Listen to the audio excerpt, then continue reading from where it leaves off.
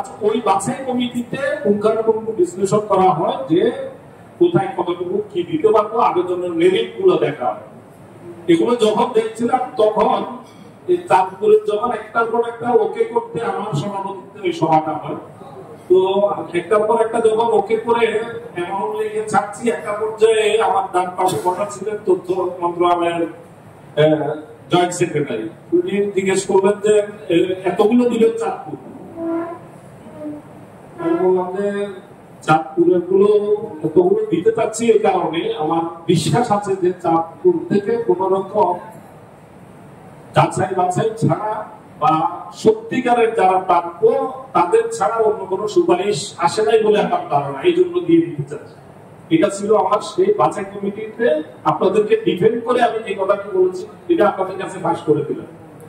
আমি বলেছি যে সেখানে একটি মাত্র প্রেস ক্লাব, সেখানে তারা সাংবাদিকরা ঐক্যবদ্ধ এবং পেশাদার সাংবাদিকের সংখ্যাই বেশি, যে কারণে এবং সেখানে যারা দায়িত্বে আছেন কমিটিতে জেলা প্রশাসক সহ তারা যারা প্রাপ্য না এমন কোন আবেদন এখানে পাঠানোর কথা না, এই বিশ্বাস আছে, এই জন্য দিয়ে দিন। যে 3টি আবেদন বাদ পড়েছে, আপনারা কত সৌভাগ্যবান দেখেন, সারা দেশ থেকেই তো জেলা প্রশাসকরা সুপারিশ করে পাঠান। অধিকাংশ জেলা প্রশাসকের আমার সাথে যখন কথা হয় তিনি বলেন যে আমি পার করে দিলাম সন্তুষ্ট করে, আপনি যে কয়টা পারেন দিয়ে। কারণ আমি সাংবাদিকদের রোষানলে করতে চাই না, অসন্তুষ্টিতে করতে চাই। আর আমাদের জেলা প্রশাসক এখানে আসার পরে প্রথমে আমাকে বললেন যে আরো কয়েকটা পার দিলেন কেন। এই হচ্ছে আপনাদের সৌভাগ্যের জায়গা যে উনি কনসার্ন, যে উনি জানছেন যে কয়টা পাঠিয়েছেন সেই কয়টাই যাতে হয়। এটা আপনাদের প্রতি দলের একটি জায়গা, এটা আপনাদের সৌভাগ্যের জায়গা। আমরা সাংবাদিকদের জন্য এই সময়ে সেটা আপনাদের বক্তব্য এসেছে, আমি দায়িত্ব নেওয়ার পর একটি উদাহরণ কেউ দিতে পারবেন না যে শুধুমাত্র মতাদর্শের কারণে তিনি পান নাই। তিনি কোন পত্রিকা, জনকণ্ঠ না, নয়া দিগন্ত না, সংগ্রাম না, ইনকিলাব না, একেবারে বইনি অন্য কোন মিডিয়া, এ ধরনের কোন বিবেচনা করা হয়নি। শুধুমাত্র দেখা হয় যে তিনি যে আবেদন করেছেন সেই আবেদনে তিনি যে কজ দেখিয়েছেন তার অনুকূলে প্রমাণ আছে কিনা এবং সেটা ন্যায্য কিনা, এইটাই বিবেচনা করা হয়, কোনো মতাদর্শ বিবেচনা করা হয়। এই জন্য আমাকে অনেক অনেক সমালোচনারও মুখোমুখি হতে হচ্ছে আমার যারা সতীর্থ আছে। কারণ আপনারা জানেন আমি বাংলাদেশ ফেডারেল সাংবাদিক ইউনিয়নে টানা 16 বছর নেতৃত্বে ছিলাম এবং সেটা জাতীয়তাবাদী ইসলামপন্থী ফেডারেল সাংবাদিক ইউনিয়ন। যে কারণে আমার যে সারা দেশে ছড়িয়ে ছিটিয়ে থাকা আমার ভোটার আছে যারা আমাকে ভোট দিয়েছেন গত 15 বছর ধরে বিভিন্ন পর্যায়ে, সেই সহকারী মহাসচিব থেকে প্রেসিডেন্ট পর্যন্ত, তাদের একটা আকাঙ্ক্ষা আছে যে আমাদের ছাড়া অন্যদেরকে দেখেন। এই আকাঙ্ক্ষার জায়গা থেকে তারা আমার সমালোচনা করেন, ফেসবুকে অনেক সময় লেখালেখি করেন, ফেসিবাদের দোষরকে দিয়ে দিচ্ছি এই সে। কিন্তু আমি তাদেরকে একটি কথাই বলি যে এই টাকাটি আমার পৈতৃক টাকা নয়, এই টাকাটি বিএনপি ফান্ডের টাকাও নয়, জামাতে ইসলামের কিয়ামতের টাকাও নয়। এই টাকাটি হচ্ছে, এই অর্থটি হচ্ছে রাষ্ট্রের অর্থ। এই রাষ্ট্রের অর্থ বিতরণের ক্ষেত্রে এখানে দলীয় মতাদর্শ দেখার অধিকার আমার নয়। এটা সত্য যে গত 15 বছরে এই দৃষ্টিভঙ্গি দেখানো হয়নি বলে একটি মতাদর্শের লোকজন কোন সহায়তাই পায়নি। 400 মিলে শুধুমাত্র ক্যামেরার সামনে দেখানোর জন্য 3 জন কি 4 জনকে দেওয়া হয়েছে যে হাসান মাহমুদ বা আহমদ, তাদের হাত থেকে চেকটা নিলে এটা ক্যামেরা দেখাইতে হবে যে আমরা বিএনপিকেও দিয়েছি, জামাতকে দিয়েছি। এই জন্য 3-4টা দেওয়া হতো 400-র মধ্যে, 300-র মধ্যে পরিকল্পনা করে দেওয়া হতো। এই 3-4 জনকে, দিনকালের একজনকে দেওয়া হতো, অমুক পত্রিকার একজনকে দেওয়া হতো। এটা শুধু উদ্দেশ্যমূলক হয়, কিন্তু আমরা এখন সেই কোনো উদ্দেশ্য নাই। উদ্দেশ্য হচ্ছে যে দুর্দশাগ্রস্ত চিকিৎসার জন্য যিনি দুঃখে দুঃখে পড়ছেন তার পাশে দাঁড়ানো উদ্দেশ্য।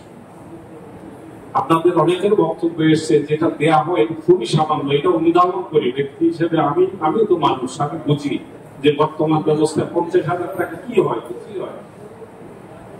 একজন বলেছেন যে 50,000 টাকা এত জনকে না দিয়ে, কম জনকে 300 জনকে 50,000 না দিয়ে 100 জনকে 1 লাখ করে দেন, এরকম কথা এসছে। এটা নিয়ে বিতর্ক যদি হয়, আমার মনে হয় ওইটাই ঠিক যে 300 জনকে 50,000 করে দেন। আপনার এই পরামর্শটা সম্ভবত তবে টিকবে না, কারণ একটু কম হলেও তার পাশে দিয়ে 50,000 টাকাও অনেকের কাছে 50 লক্ষ টাকা আমি দেখেছি ব্যক্তিগত। তো এই বিষয়গুলো তো আমাদের অনুধাবন করে আমরা কাজ করার চেষ্টা করছি।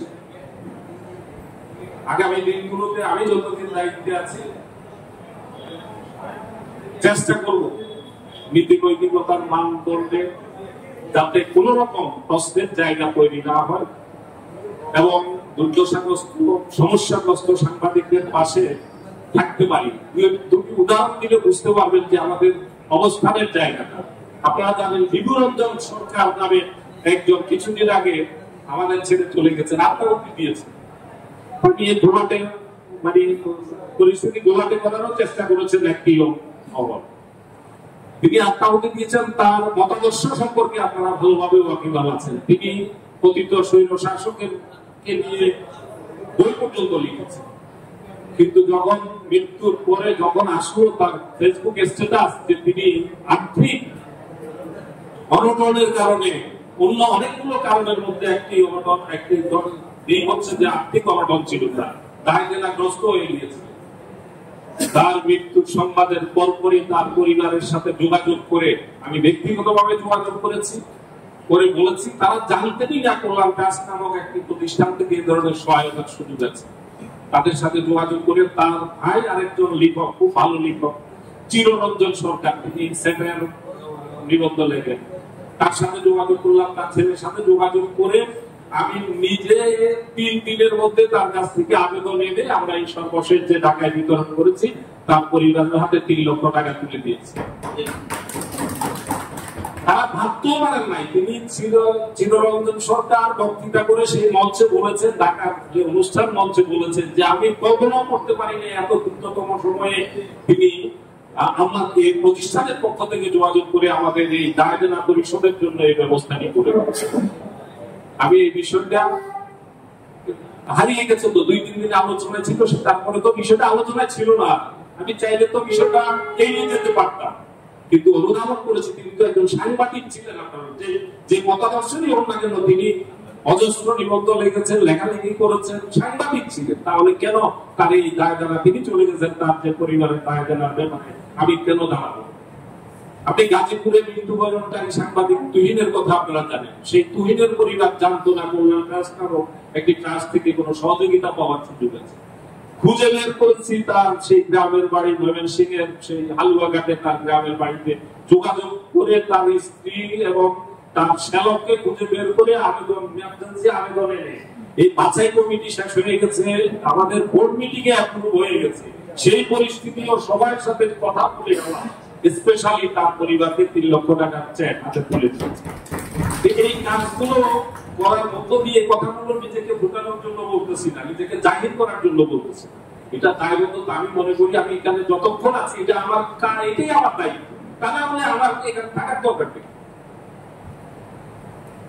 সুতরাং আজকেও আপনাদের এখানে একজন আমাদের, যিনি আমাদের কাছ থেকে হারিয়ে গেছেন, এরকম একজনের পরিবার সৈয়দ সিদ্দিকুর রহমান, যিনি চাঁদপুর সময়ের বার্তা সম্পাদক ছিলেন। আমাদের এই বোন সম্ভবত তার পরিবার আচ্ছা, যাই হোক, এখানে সৈয়দা জান্নাত